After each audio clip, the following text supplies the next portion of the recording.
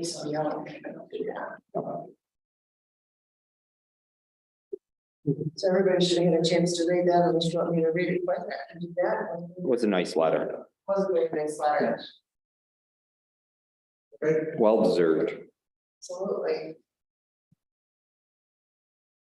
It just goes to show you the effort and Mhm. they put into that building up there and the program that they have.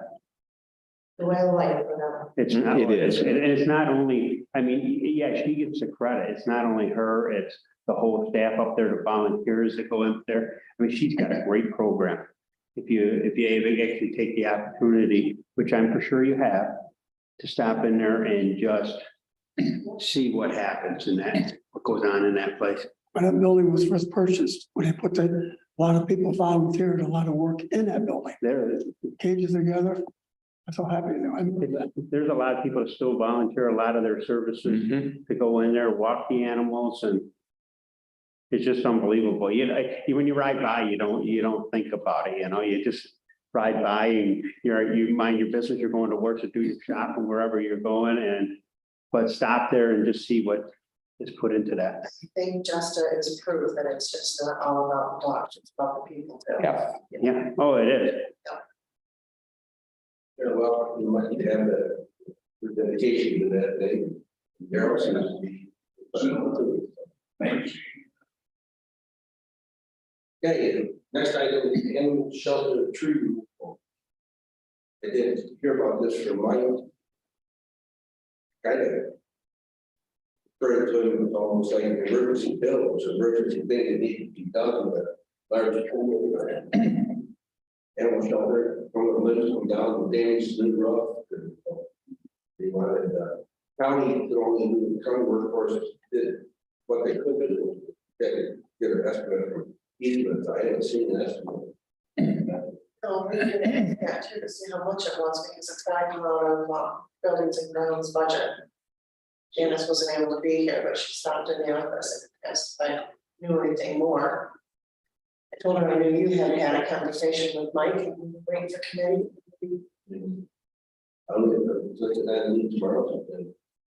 See, I haven't seen. Mike's, I was at those emails too, but I haven't seen, seen the estimate and Mike is on vacation. You're right. Is it pretty down? I don't know, like all down or just I don't know, that would be, some? No, that would be two large limbs, down. County.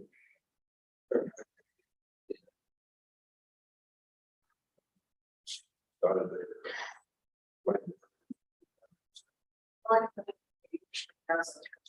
Easterns too, some of their tree work, and I didn't know if they were gonna try to utilize that contract. I don't know, but like, this is what I know. That's all I know, I know too. Maybe I'll reach out to Paige and see what she knows to see if they actually have things all the way down. What's the report, is that attached? No, I never got one. Never attached here either. Well, I didn't get one. So I put it there and was thinking that if she saw it, she would do something, but she must be busy. And just as it was in, just as that. Around the soil and water, the soil and water conservation. All the loose letter. We'll have one in the back. I did look at it, there's quite a few pictures, and they did quite a lot of work on the pipe yard. Longer. Well, no. I didn't go down there, but they do a tremendous job. They build them. We got 3 fantastic technicians. I couldn't say good enough. about it. Look like today, mechanics put them in the creek and we take care of it. Yeah, they do a hell of a job. None of them is coming up. I think Alan's out sick, but nobody, apparently none of them are coming up. He was hunting. I don't.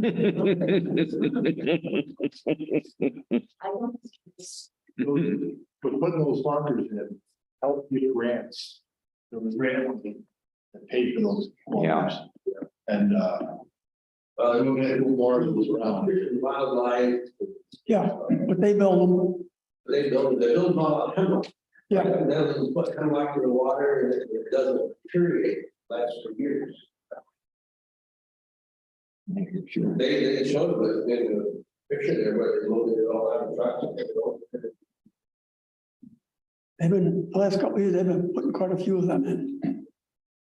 The thing, they're all under 40, you work hard. They're gonna do their public hearing, and there's a resolution on that for Ag District 2. That's the only one. For Ag District, Meeting of the number 80. yes. Because if you remember correctly, last month, we did a resolution, to set the public hearing. Yep. For November.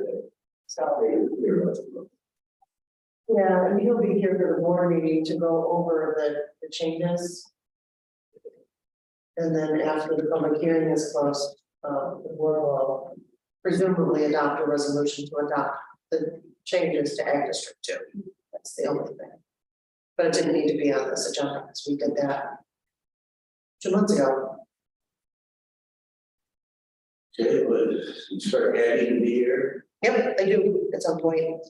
I know also with the soil and water, they did a great job with collaboration with the county highway when they came up on Tenafly Road and changed the culvert where the road was washed away. It was quite a project.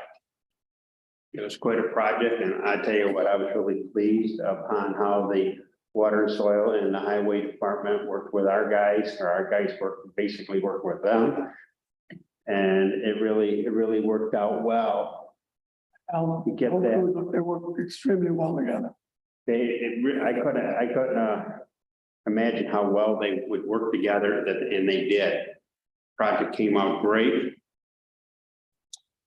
You know, the highway superintendent's cooperating with the county a little bit, and all that, things seem to go somewhere. County got equipment, towns don't have, and Exactly. people like it quite a bit. And it really saved the town, a lot of money for the three entities working together. Yeah. I can tell you that under county forest lands, 14 of the VMAP cabins have been distributed to veterans. Now we're waiting and hoping that they will get one and report back. It'll be fun. Speaking of county forest lands, you know, we brought up here a month or so ago about this, the guy wanted, this Nick Fisher, wanted to donate the land to the county. And I talked with Sean Baker Monday night at the Farm Bureau Cooperative Extension meeting. Yeah. Sean's is the caretaker of the 4-H camp. And he said it's quite a nice area. The guy did a lot of work, making trails and everything else there. Yeah. I think he said it was 70 acres or something. They were telling. I know he thought I would have been a good idea. Yeah. We don't know what the future of 4-H camp is either, you know. Mhm. It all works together someday. Something like. I don't know, if we own such a property, how much expenditure it would be to us. To maintain that kind of stuff. I mean, more than for forest lands. Depending on which amount to do, I'm sure that maybe in the winter time, the highway go through, if there's some trail, needs to trim that. And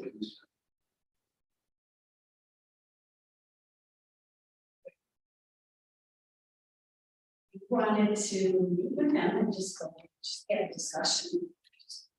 Hear around. yeah, sure. I'd be happy to do that. I would be happy to, I'd love to walk it. It's hilly. You want your hiking boots. It's hilly country there. You've been up there? Well, I was a British camp. I know it was it wasn't bad walking from the camp down to the creek. When you had to walk back up, you've been messing around the creek all day. Kids were dragging. On that same with the forest land. What did Tony say anything about when we about the hunting permits? Yeah, I just said that all of our DMAT tags have been distributed, we had 14 of them, they've all been given to the veterans. Good, great. Yep, they will report back to Eric on their harvest.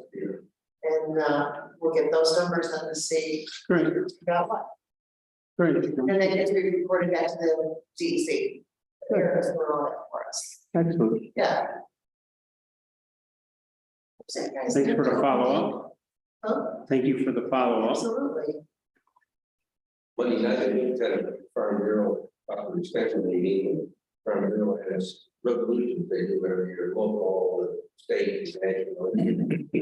They pass and move on, and then they had one that brought up, it wasn't on there, and it was the board of supervisors fully funded up with attention to their full request of like $435 or something like that, you know.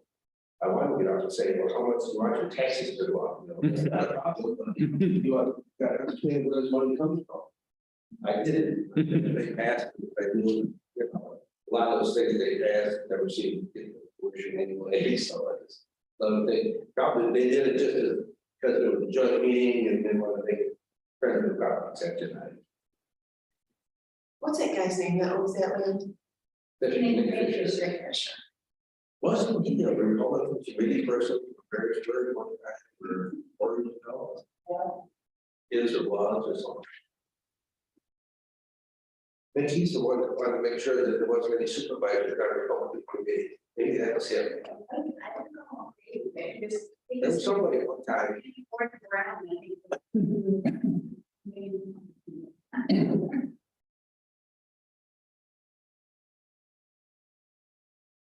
You know what time yet you're supposed to come? She said 10:45, she was kind of running late. Always look down. Anything on the fair, Mike? We had good news. Must have been Monday, I got an email. The $50,000 DASNY grant that Senator Gallivan secured for us, the check is being cut on the 31st. So that will go toward, it was intended to go toward the barn, so that'll cut down the mortgage on the barn. I know the next meeting, you know, kind of said we got those two checks, so that's one of the two, right? That's one of the two. The other one. The other one is 97, it's 96,000 and change, and it was part of the infrastructure program that the fair, the state put out after they built that big center. $51 billion. Well, the state, let us know what it goes. Yeah, yeah. But that one is still hanging out there, but we did get notification of that, so that's good. So we'll have that by the end of the fair's fiscal year, which is November 30th. We'll have a good report at the same meeting. We should have a good report in the December meeting. Can I ask why such a movie escrow here? Do you know, Jim? Kind of weird. That's what you gotta tell them, right? That's what you know. No, that was, but that, it's been that way as long as I've been associated with them, and I don't know why. They issued the check, spring issue with fair, we got 60 days to cash them. That issue almost in the, you know, the end of October, so maybe the checks. Cash. I mean, I'm just thinking, why not a calendar year, that close, but. I will ask. I will ask. Yeah. I understand that the Amazon auction went well. It did. And Terry Page was over there, he said they had 12 cash registers there, all run with DeWalt batteries.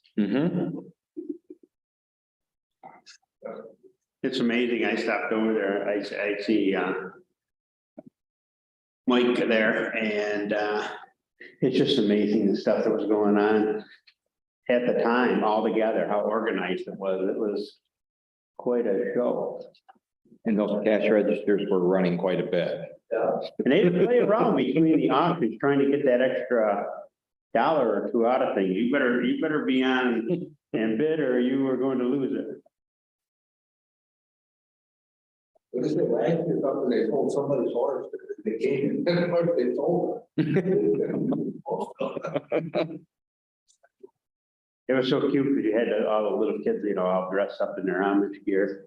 Out walking their horses and their little ponies with their carts and their, It wasn't just a show. no, you just go and just watch the show. Well, it's good use for the fairground anyways, Mhm. they don't need any electricity, so.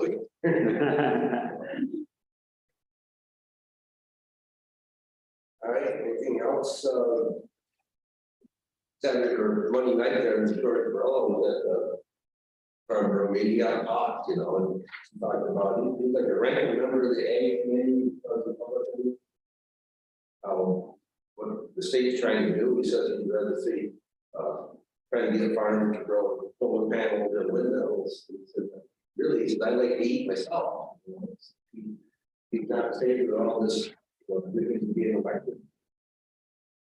I don't know if you see on the news there, down in Florida, after that hurricane came through, all the electric cars that were shutting out, burning out, you know, you can't put them on. Nobody put them on, it's a dump.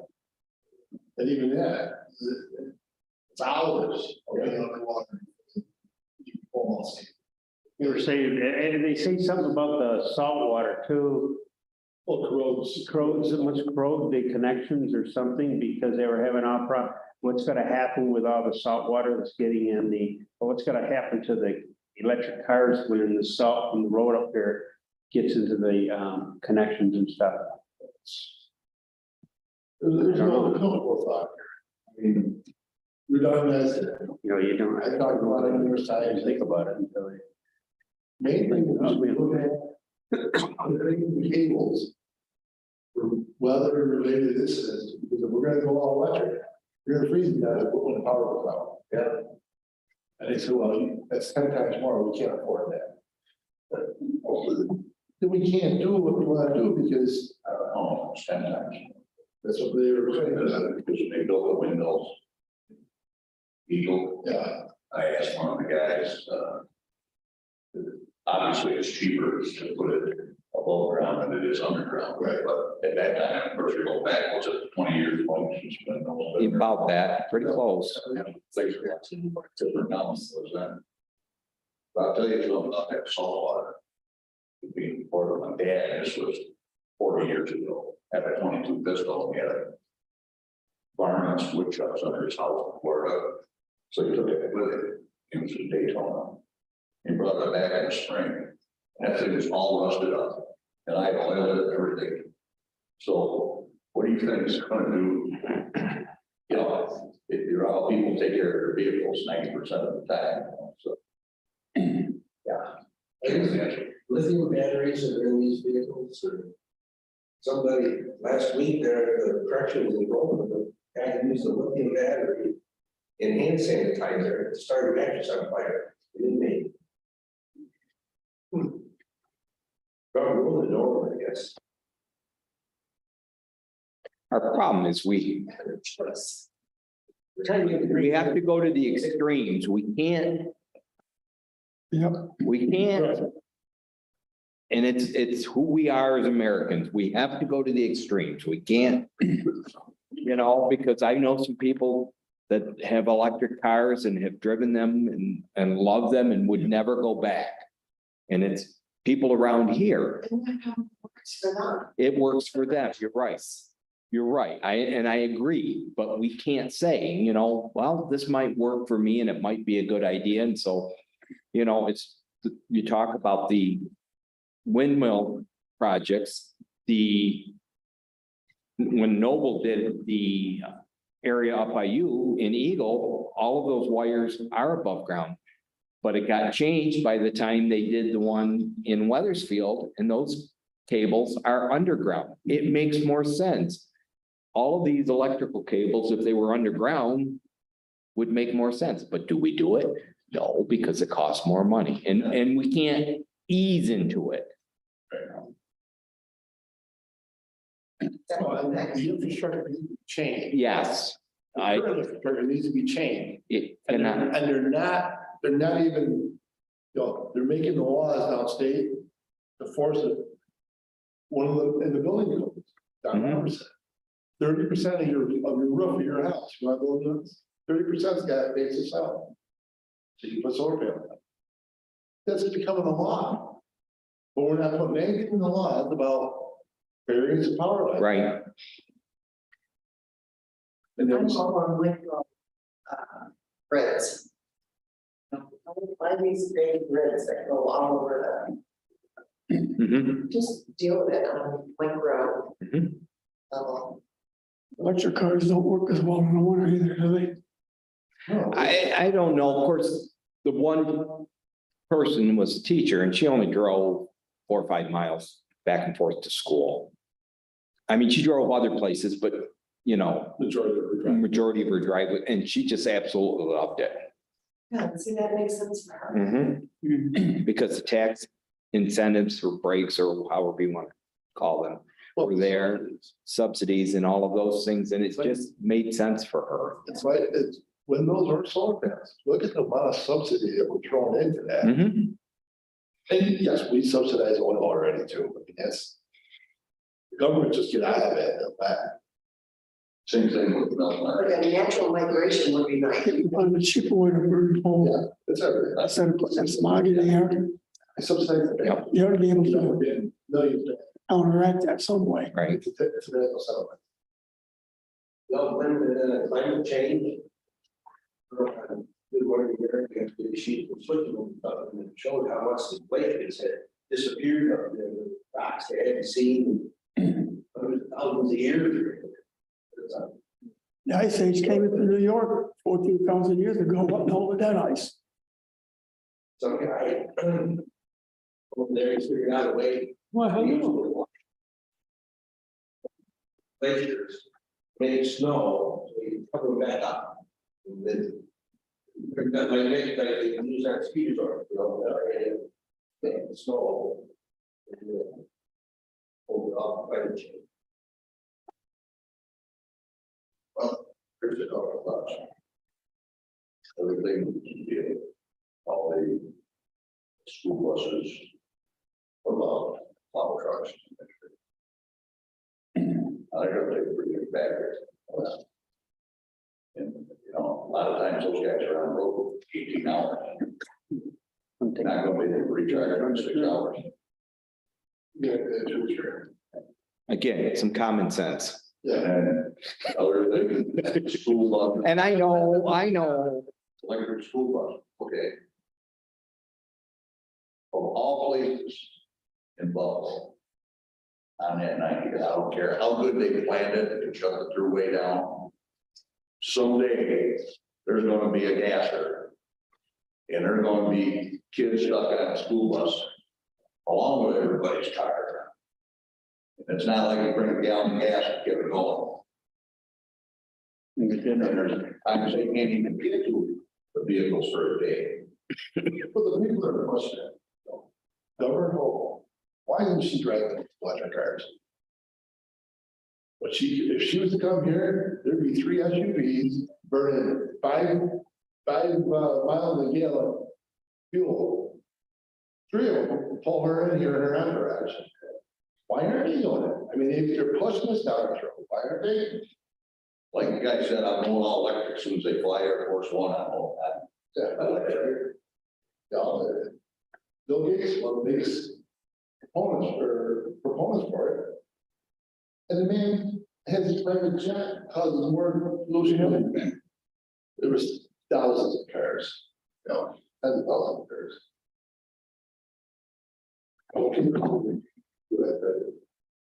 Do that straight out.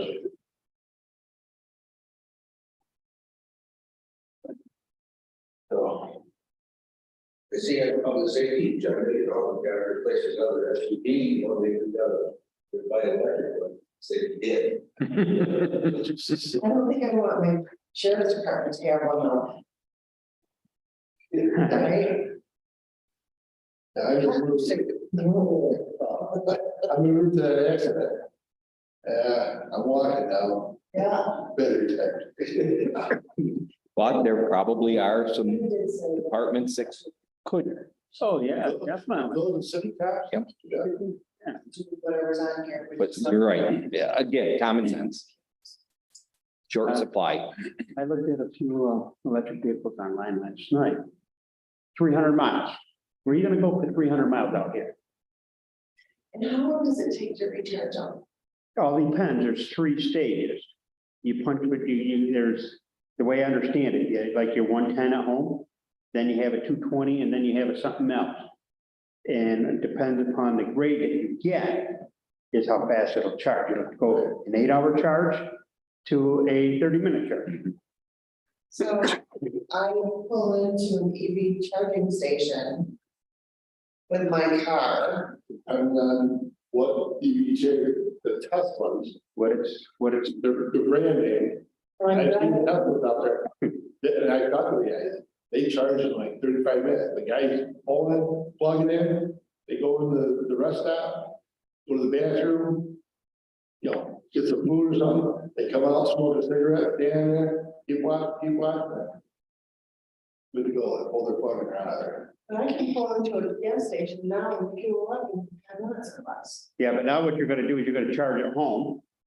Or when you, at night, or when you're on the road, you're gonna pre-plan your trip, so you have to stop every 300 miles to eat, do your, whatever you got. You know, like most of us, like I get in the car and I go. Now you're gonna pre-plan, oh, I'm gonna leave now, I'm gonna stop for breakfast, and it's gonna take, It's 6 you're gonna, miles, it's 5 to 6 hours, yeah, every time you stop. That's right. Again, that's why rapid rail transit and all of those things don't work well in the States. they don't, that's why they don't. European countries love it. We don't. We have a love affair with our cars. And our ability to travel when we want and where we want. I can go to. It's just how we're wired. I can get on the train and ride to Albany. It's gonna take me 5 hours. I can get in my car and drive for 3.5. Do you know what it's gonna do to restaurants and, small businesses? By saying you can only stop at the 3-hour mark or whatever, wherever the charging station is. We're all gonna go out of business. Unless they have a charging a large station area, right? That's what's. You're gonna piss people off. It's like a dime. Yes. So, Right, diners are gonna be like, oh, I got other customers, but Yep. you're waiting for your car. It's That's just what gonna, you're gonna get. it's gonna be a problem between the Well, that'll be. consumer and the consumer again. You go to the hotel, you gotta have a lighting station. That's correct. there are existing diners, stuff like that. Oh, yeah. We keep passing laws to make small business become the bad guy. You have to post a sign if you want guns. You have to post a sign if you're gonna make a mascot. It's constantly putting the enforcement, not on the officials making the laws, but on the small business owners and the consumers. And that's not fair. You have an electric charging station, in the festival plaza where the farm market is. And so the village got it, well, they do a great community thing, but they hooked it up in our electricity. But we pay electricity and they're supposed to reimburse us. We finally got it figured out. Then last month, the bill was 2 months for that market. Well, evidently, according to one of our board members, there was some doctor that took into town temporarily. And he was renting from one of the local elected officials. And so he was charging his car out there every day. And every time he plugs that in, it's a demand charge. That's it. So, but they should be paying that, and like, you have to plug your credit card in. And then that all goes to the village. And then the village, they got finally figured out after about 2 years of formulas where they can reimburse it. But we have to pay the budget. In the meantime, I wait for reimbursement. We get reimbursed. It's fine.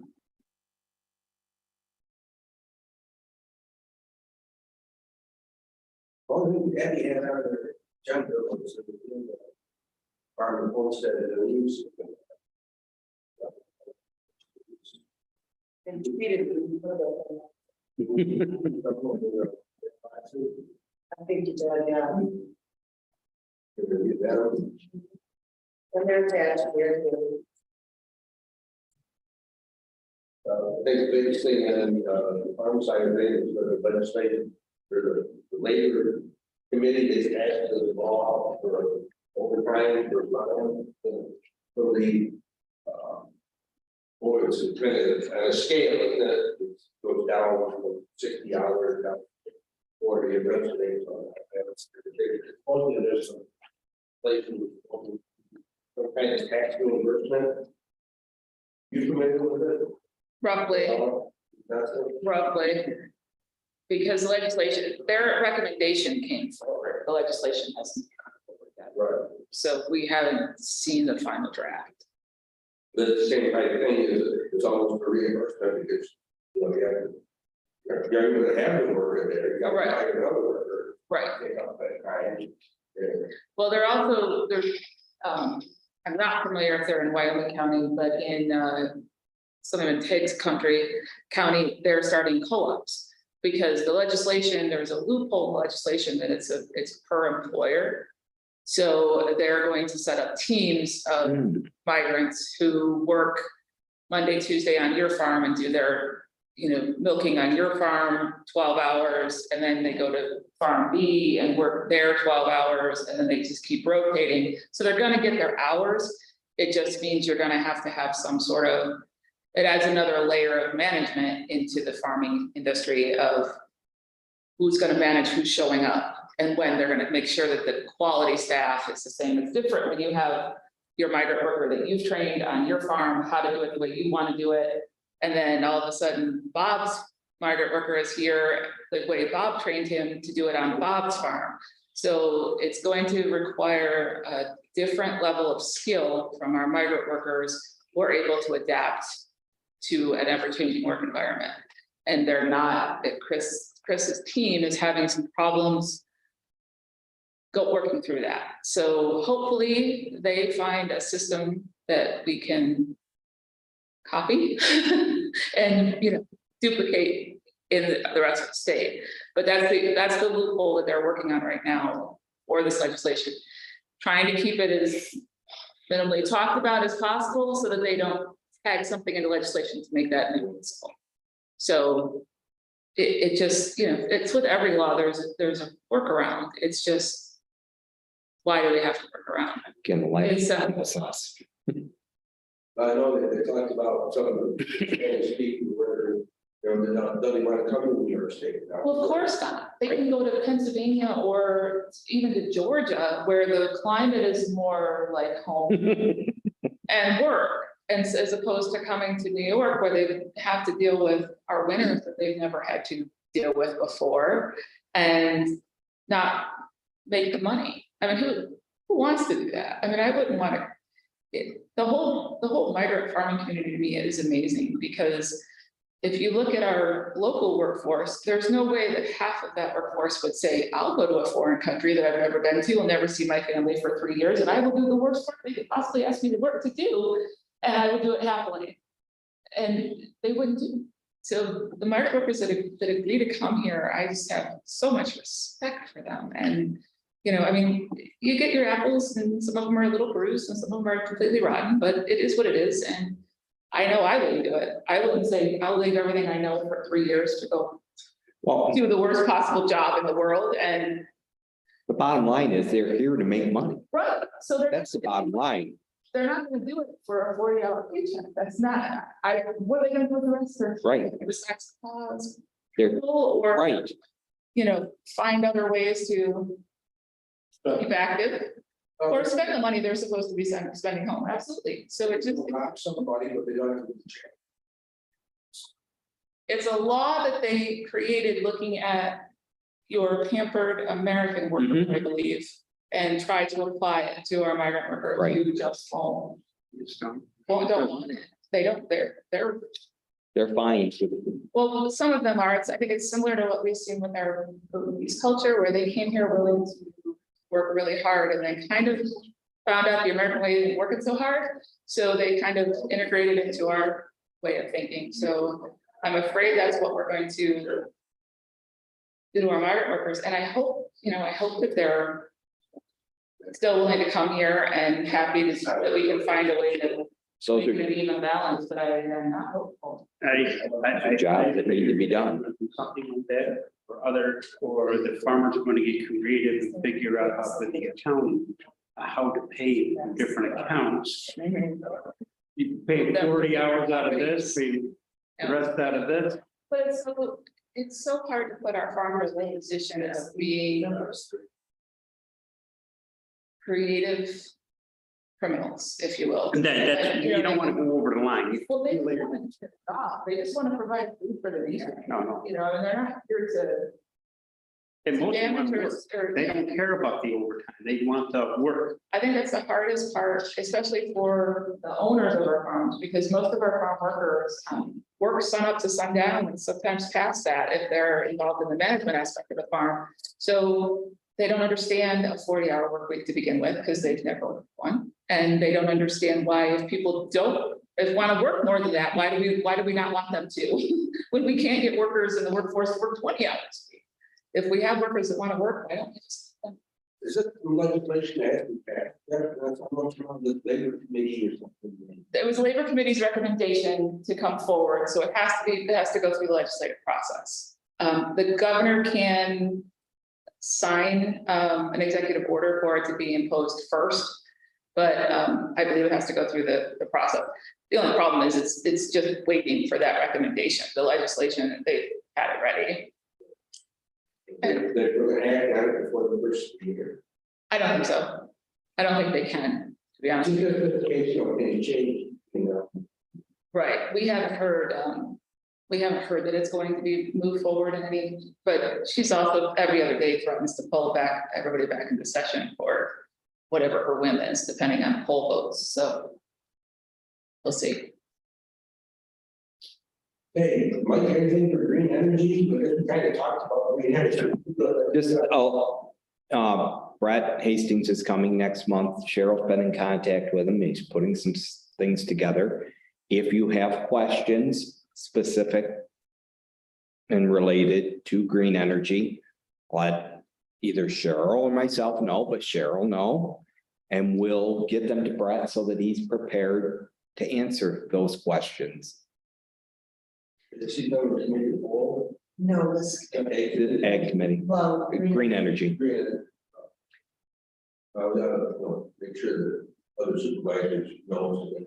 And everybody gets the agenda. What is he? Is he It's with, solar now? Oh. Not wind? oh, Oh, yeah. Oh, he doesn't love. because the company that he's currently working for purchased the Eagle and Weathersfield wind projects as well as one up north. And they do have solar projects. on They them. do have solar projects, yeah. isn't one of the test I think you all. Coming with Geronimo, did it change now? Nothing's been said about it. Never got much information on it. I know the windmill company said that they changed the name, I understand their process. Well, they changed the names to get the carbon credits and the tax incentives and tax breaks. And I believe they're all in cahoots. I'll sell you this one, you sell me that one, and then we can reapply for our credits, and that's all, that's what, there's no money in this. Money's in the carbon credits and the tax incentives from the federal, the subsidies. There was 2 years of the Ground Bureau resolutions related to the carbon credits. That they want. Yeah, on the federal level, you know, how to get, I think, if they're like a mini project, even how to even get those things, what they have to do. It takes a lawyer to do it, and that's what happens. I mean, we got a company like Kodiak, that was I mean, they were getting fined by the federal government for giving out more than their pollution. But energy has carbon credits, or Geronimo, or has carbon credits they're getting, they turn around and sell those carbon credits to companies like Kodak. Cheaper than their fines. So then Kodak can sit there and hand out their publishers, saying, here's my carbon credits. Well, I thought like somebody.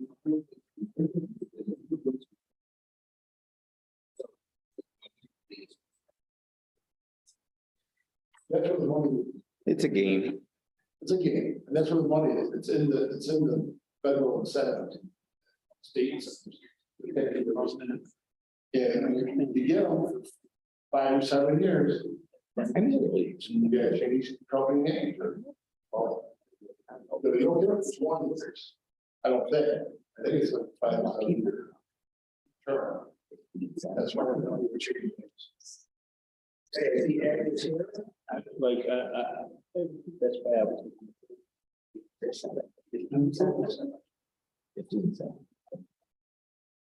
Okay, Abby, the floor is yours. My apologies, we have had a mandatory call with Cornell and Ag and Markets, and it's election season, so everybody's spiels were a little longer than they normally are. So we went way over time. I just have a couple of updates. I spoke about CDL last time, and a lot of you had spoken about the rising cost of CDL. We just had a meeting with folks over at Batavia. So previously we offered a CDL program through Extension that was taught by BOCES instructors that was offered at a reduced rate to farmers, farm workers, and anybody working in the ag sector, which there were some gray areas to what that covered, but generally if they worked in the ag areas of the field, we would take them on. Those students were in turn subsidized. In the past, ProDairy donated some scholarships. Currently, Community Action offsets some of that scholarship. However, we have had a terrible time, to be honest, the last, I would say, 6 months to a year. They fell very behind, I think, their own students through their CDL classes, and then ours got being put on the back burner. So we would have people, you know, waiting for road hours, and there was no road hours to be had. And so it's been a lot of back and forth. They have come up. Students are getting through now. We have one months. Those you know, every month is finishing us up this month.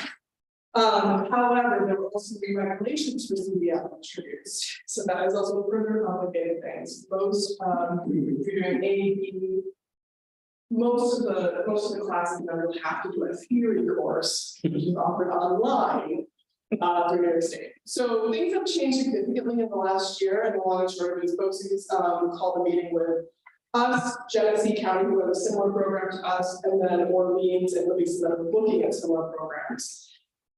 What they outlined, I'm not sure is going to be super credible. So ultimately, they want to now run all of the finance pieces, all of the paperwork pieces through BOCES. It's not that I have a huge problem with that. What I have an issue with is that the cost has tripled for farmers.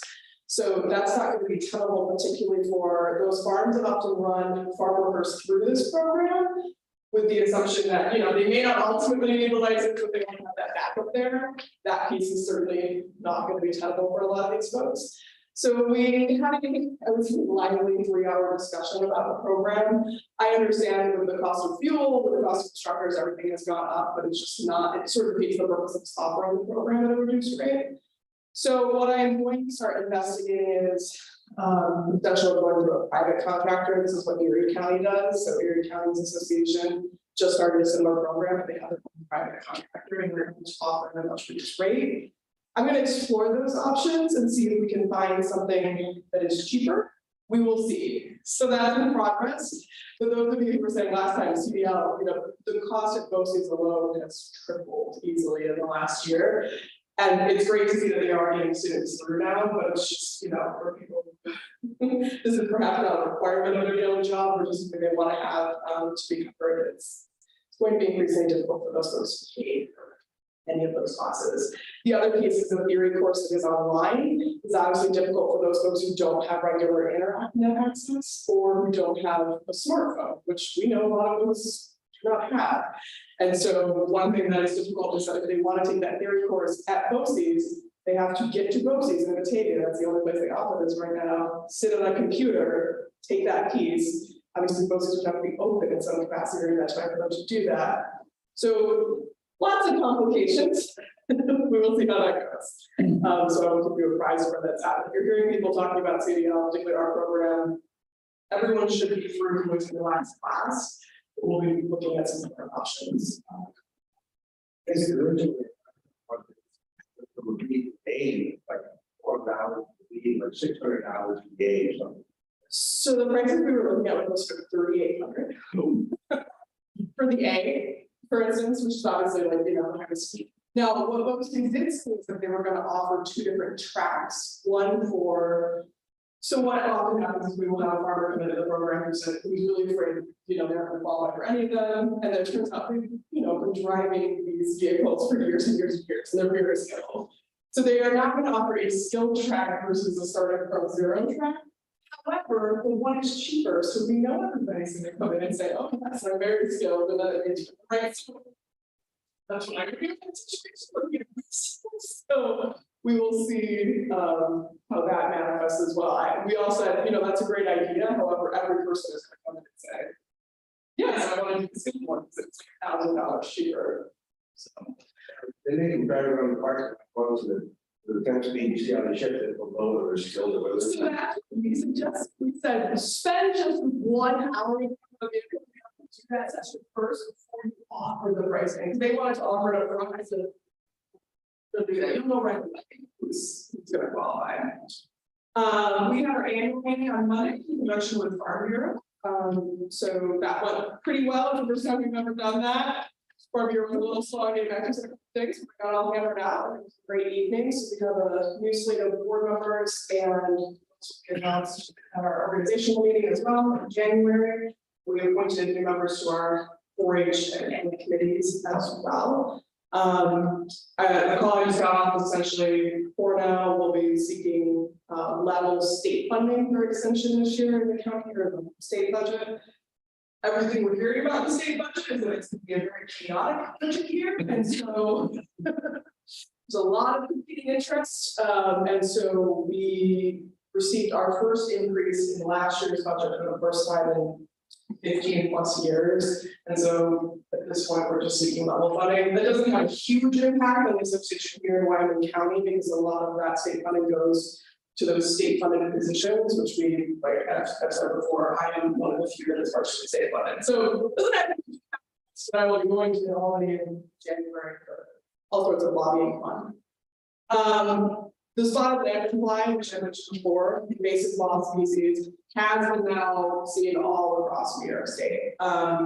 If you have been in New York City or Philadelphia in the last, say, 6 months, you've probably seen them dead all over the sidewalk.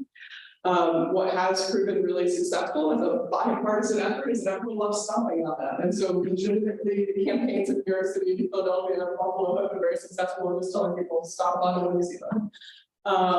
However, we anticipate them being a much bigger problem come spring. So we haven't had a real hard frost yet that has knocked them all out, but spring, when they start hatching again, I suspect we will see them in our county perhaps frequently, hopefully not, but we will see. That is a suspicion.